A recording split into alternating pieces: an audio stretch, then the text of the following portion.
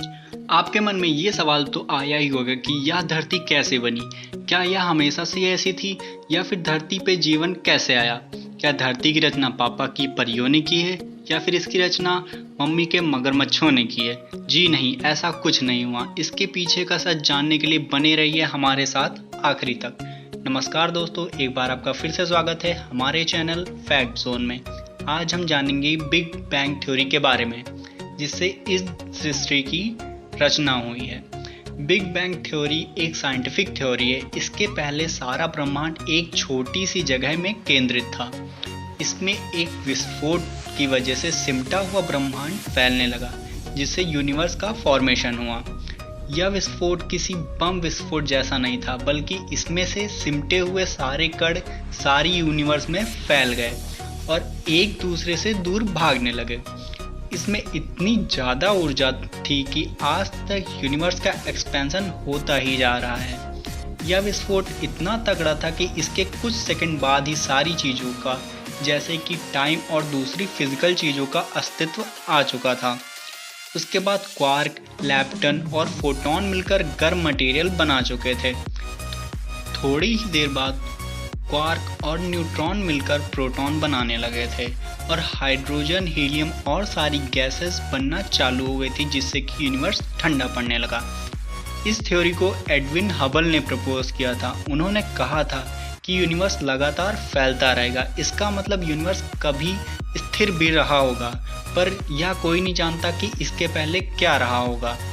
इस थ्योरी को समझने में स्टीफन हॉकिंस का भी योगदान था। उन्होंने बताया था कि इससे पहले क्या रहा होगा। उन्होंने बताया कि यह जितना सिंपल लगता है उतना ही ज़्यादा कॉम्प्लिकेटेड है।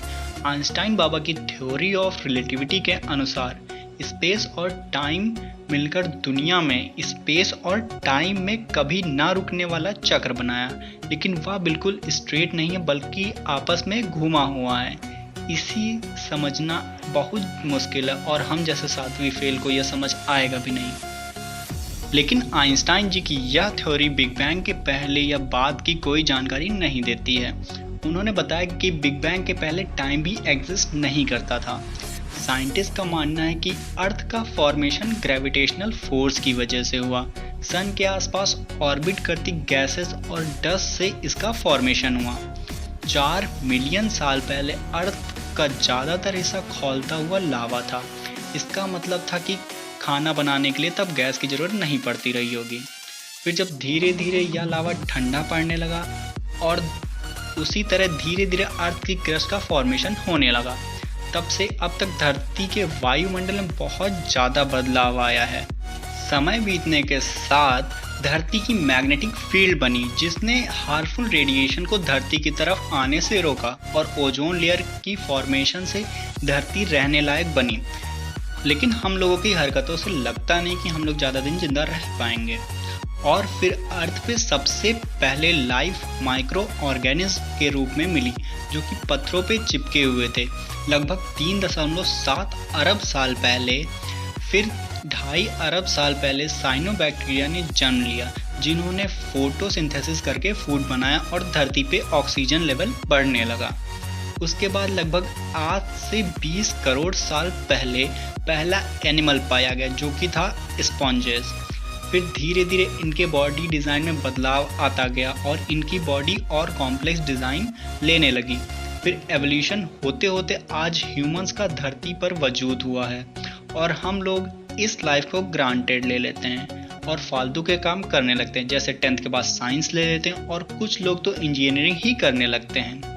और जिनको अपनी ज़िंदगी से 1% भी प्यार नहीं है, वो तो टिकटॉक ही बनाने लगते हैं। मेरी गुजारिश है उन लोगों से कि लाइफ को सीरियसली लें और पढ़ाई लिखाई करें, IAS वाईएएस बने। तो दोस्तों, इतना था आज की वीडियो के लिए। आपसे मिलते हैं एक नई वीडियो में। इस वीडियो को ज़्यादा से ज़्यादा लाइक और शेयर करें। ऐसे ही मज़ेदार साइंटिफिक स्टफ्स और फैक्ट देखने के लिए चैनल को सब्सक्राइब करें और अपने पाप धुलने के लिए घंटा भी बजा दें।